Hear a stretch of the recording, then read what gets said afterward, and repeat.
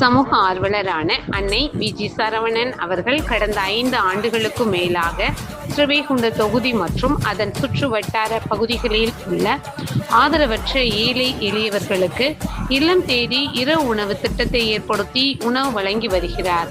இந்நிலையில் தமிழக வெற்றிக் கழகத்தின் ஐம்பெரும் கொள்கை தலைவர்களுள் ஒருவரான சமூக ஆர்வலர் அஞ்சலை அம்மாளை கொள்கை தலைவராக அறிவித்ததன் ஏற்பால் தமிழக வெற்றிக் கழகத்துடன் இணைந்து தமிழக வெற்றிக் கழக தலைவர் தளபதி திரு விஜய் அவர்களின் ஆசையுடன் கழக பொதுச் செயலாளர் அண்ணன் புசி என் ஆனந்த் அவர்களின் வழிகாட்டுதலின் படியும் மதிய உணவு மற்றும் இரவு உணவு திட்டத்தை ஏற்படுத்தி உணவு வழங்கி வருகிறார்.